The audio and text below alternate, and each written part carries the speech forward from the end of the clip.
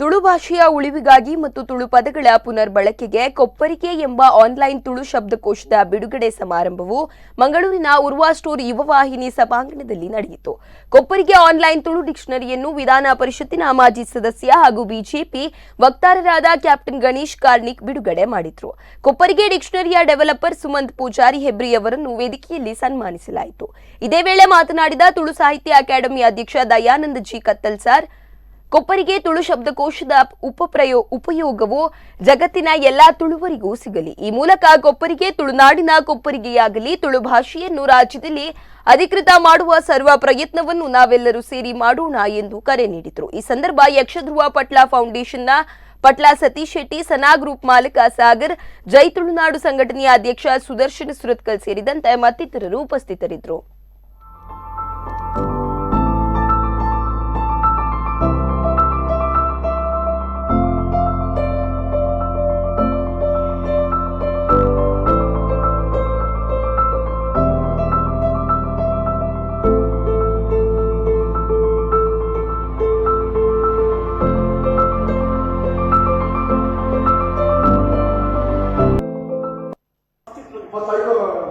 ತುಳು ಲಿಖಿತ ಗ್ರಂಥಗಳು ತಾಳೆಗಳ ಗ್ರಂಥಗಳು ನಡೀತಿಲ್ಲ. ದುಂಬದ ಪ್ರಾಣಿಗಳನ್ನು ಇತರ ಉಂಟು ಮಸ್ತ್ ಗ್ರಂಥಗಳು ಇಲ್ಲ. ಅಂಡ ಎಂಟ್ಲ ಗ್ರಂಥಗಳಲ್ಲಿ ಪೂರ ಪೊಂದುದ ಕುಂಟು ಕಟ್ಟದು ದೇವರ ಕುಂಚಿ ಪೊಂದುದ ಸುರುತ ಕೆಲಸ ಮಾಡಿರುತ್ತೆ. ಎಲ್ಲ ಆಯ್ತು ಭಾಗವಹಿಸಿದ್ರೆ ಮುಖ ಮಸ್ತ್ ಜನ ಆಯ್ತು ಅಪ್ರಿಷಿಯೇಟ್ ಮಾಡಿದ್ದಾರೆ. ಭಾಷೆ ಹೆಚ್ಚಾಗ್ತದೆ ಸುಮಂತನ ಭಾಷೆ ಬಂದಿದೆ.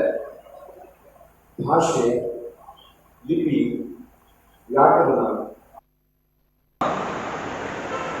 ಪತ್ತಿತ್ತದು ಮಲ್ತಿನಂಚಿತ್ತಿನ ಒಂದು ಗೆಡ್ಡೆ ಖರ್ಚು ಅವು ಏಪಲ ಸತ್ಬಲ ಅವು ಹೆಚ್ಚಂದು ಕೇಳ ಅವನಿಗೆ ಪತ್ತಿತ್ತದು ಮುಟ್ಟು ಕಲ್ಕಂತ ಎಡ್ಡೆ ಖರ್ಚೆ ಮಾಡ್ಕೊಂಡು ಮುತ್ತಗಳಿಗೆ ಕೂಡ ಅಜ್ಞಾನ ಏನಿದೆ ಬರ್ತದೆ. ಕಟ್ಟ ಕಡೆಗೆ ಅಗ್ನೇದು ಸುಜ್ಞಾನ ತೆಗೆದಾಗ ಐ ಕಾಂಟ್ ಬಿಲೀವ್